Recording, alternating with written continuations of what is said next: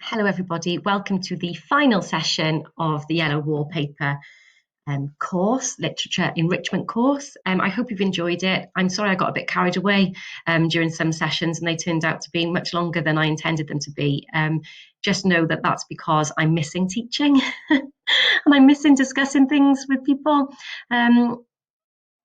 Yes, so anyway, this again will not be a long session, but it is something really worth considering. So we're going to look at the unreliable narrator. And I've put a question mark at the end of the title to this session because we need to consider, is our narrator reliable or not? So this is brilliant. Perspective matters. Now, this picture was taken during the Gilets jaunes, the Yellow Vests protests in Paris last year. I think they were last year. Yes, they were. And you can see that perspective matters. From the perspective of the camera, it looks like there's a massive fire raging in front of, or on the Champs-Élysées, in front of the Arc de Triomphe. And actually, when you look at it from a different perspective, it is absolutely not the case. So perspective matters. Now, what I want you to think about, and you'll pause me for this in a moment, is the advantages and disadvantages of a first-person narrative, of it being told from somebody's point of view. So just pause me and have a think about that now. Okay, so we have a little look at these. Some of the advantages then is that we're able to get inside the narrator's mind. It makes it personal. It can evoke sympathy or empathy because we are on the narrator's side simply because they are ours. And I'll talk about that in a minute, actually. And it feels more reliable because it's being told to us by somebody who's actually there. However, it narrows the experience, so we only get one person's point of view. It's difficult, and this comes from a writer's point of view as well, I suppose, when using a first-person narrator, is it's difficult to get a picture of the narrator's physicality because they're not going to describe themselves, are they? If it's an omniscient narrator, like in Harry Potter, where there's no, a character is not telling the story and it's, a writer writing a story, it's easier then to describe Dudley looked like a pig in a wig. But a first-person narrator is not going to say, I had long dark hair. They're not, are they? So it comes from a reader's point of view, but also a writer's perspective. A first-person narrative can be biased because it's somebody's opinion. And they can be very unreliable. Now, what we need to consider always is that literature, fiction, is constructed. It's written by somebody. So these first-person narrators that we discuss, like our narrator, like Nick Carraway in The Great Gatsby, as I've mentioned before, they're not real people either. They are characters in themselves. So when a writer writes a first-person narrator, that writer is choosing what that narrator tells us. It's quite meta, isn't it? It's quite difficult to get your head around. And so we never should treat characters as people, as real people, because they are not. They are constructs that a writer is using to teach us something, explore something, bring to light something. They are vehicles that the writer uses. They are not real people. And that, is the same for a first-person narrator. So anything the first-person narrator withholds, it's the writer is choosing to withhold it from us. And if we, it's too philosophical, I think, isn't it? We're off school at the moment. We're maybe a bit rusty in our thinking. Let's leave that one there. I won't blow your minds too much. I was going to say something earlier when I was talking about this can evoke sympathy or empathy, and that's because the narrator is ours. But that often happens with an omniscient narrator as well. Or even if you think of a film, the first character that we're introduced to usually becomes ours, and we want to be on their side. I don't know what it is. I don't know if anybody's ever done any studies, like psychological studies into it. But when I used to teach Lord of the Flies in my old school, which is not narrated, it's an omniscient narrator, it's the writer writing. we're first introduced to the character of Ralph. And because he is the hero of the book. And even though the second character introduced is Piggy, even though Piggy has better ideas, it's still Ralph is our hero, and Piggy is his second in command, if you like. And I think that one of the reasons is because that's the way William Golding wrote it. Well, Ralph is a hero, and Piggy is his second in command. They are actually the roles they take on. There must be something there to do as well with being the first character introduced, that we sort of cling to them. I don't know. It's just something worth considering. Anyway, so there are advantages and disadvantages to a first-person narrative. So I want us now to consider, in what ways could our narrator be unreliable? So pause me now, have a little think. Okay, I've got some ideas here. Do her perceptions actually reflect what's going on? Or is she going mad? Because this is a story of a woman going mad. Do we trust her? Does she begin to sound paranoid? I think she does. She does sound paranoid. And in which case, then, is that paranoia unreliable? But she also might have a reason to be. We need to consider, and I touched on this a few sessions ago, is that, has she presented John fairly in her descriptions of him? Is what she's told us accurate? Can we trust her version of their conversations? And if all of this is true, why on earth did Charlotte Perkins Gilman choose a first-person narrator if it makes us doubt her? Because surely, last session, we spoke about CPG's intentions. So why would she risk using a first-person narrator if it makes some readers go, yeah, but she's just going mad? All of that's not true. I feel sorry for her husband. So why has she done it? So have a little think about that a minute. Pause me.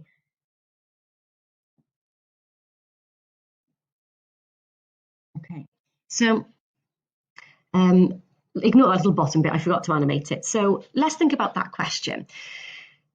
There is something called ironic indirection used.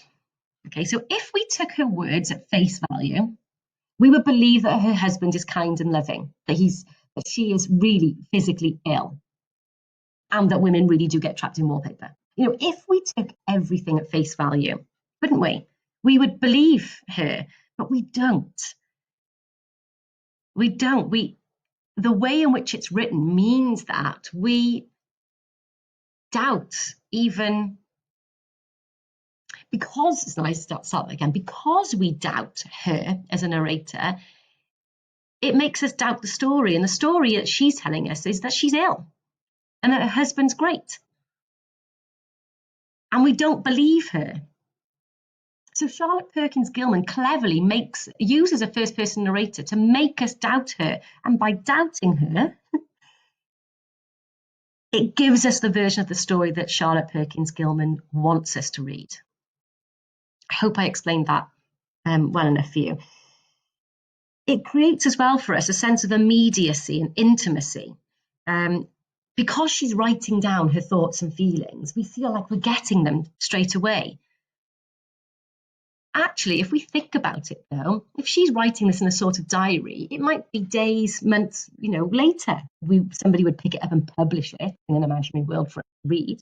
But it creates that sense of immediacy, of it's happening now, and intimacy. Again, like on that previous slide, I said, evoking feelings of sympathy, which I'll talk about in a moment.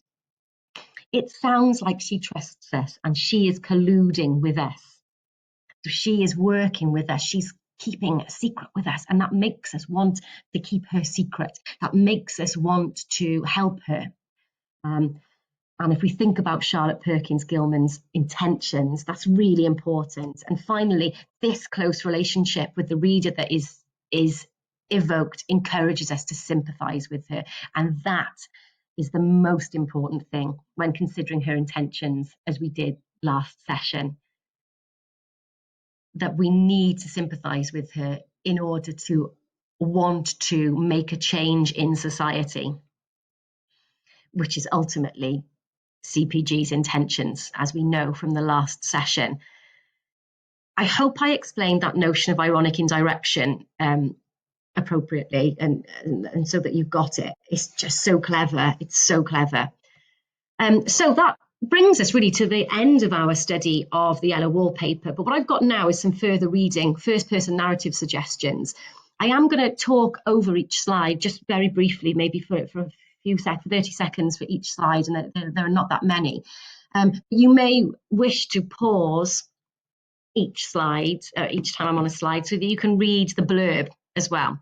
But again, just remember that this PowerPoint is available to you to download anyway, so you can get them whenever you want. So the first one is Jane Eyre, narrated to us by Jane Eyre, and it is a novel that you will study in Year 12, so it really is worth reading. And there are lots and lots of correlations between Jane Eyre and the yellow wallpaper, which is why I chose to use the yellow wallpaper as our first literature enrichment text. Rebecca by Daphne du Maurier, written in the 20th century. It is a fantastic novel. Daphne du Maurier is one of my favourite writers anyway, and Rebecca is outstanding. That first line here, "Last night I dreamt I went to Mandalay again," is a really famous line. When I was in Year 9, back in the olden days, in between Year 9 and Year 10, I had to read Jane Eyre and Rebecca on my own in the 6 weeks holidays, and we wrote a piece of coursework comparing them. Now they do that in Year 13. I'm just saying, things are easier now, I think. So I read Rebecca in between Year 9 and Year 10. It is fantastic, really, really good, and links really well with Jane Eyre, obviously. And if you like Daphne du Maurier, if you like Rebecca, other books by her, Jamaica Inn. One of my favourites is Frenchman's Creek, which is like a romance set in the 1700s. Oh, God, I love it. I read it at least once a year. Turn of the Screw is another Victorian novel by Henry James, or a novel of the Victorian era. Is it a ghost story? Isn't it a ghost story? It's narrated to us by the governess. It's a really short book, actually, and I thoroughly recommend it. I studied it in my first year of uni, and it's really, really good. And incidentally, have you seen the film The Others with Nicole Kidman? It's based... Oh, sorry, my door just slammed. That scared me. In God, Ghosts. It's based on this book, very loosely based on this book, and that's a really good film as well if you haven't seen it. The Great Gatsby, I've mentioned before. It's one of my favourite novels of all time.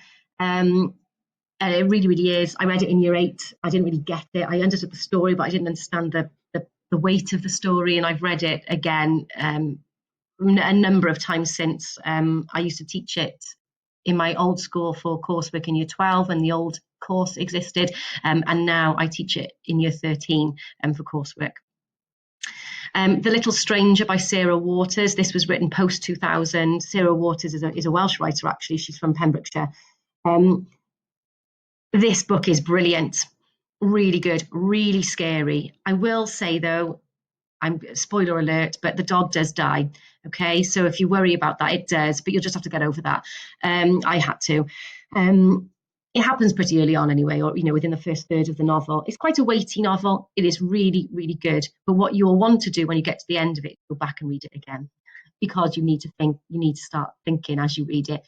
Is this true? Because again, it's a first-person narrator. Another ghost story, terrifying places, actually, really terrifying. And Sarah Waters, incidentally, writes quite a lot of lesbian fiction. This doesn't have anything to do with same-sex relationships in, if I remember rightly, but Night Watch does, as mentioned up there. She also wrote Tipping the Velvet, and she's written quite a few books if you're interested. Atonement by Ian McEwan. Some of my Year 13s have chose to pair this, it's a post-2000 novel, chose to pair this with The Great Gatsby in their coursework this year, because you get to choose the second text. And there's a film of this as well.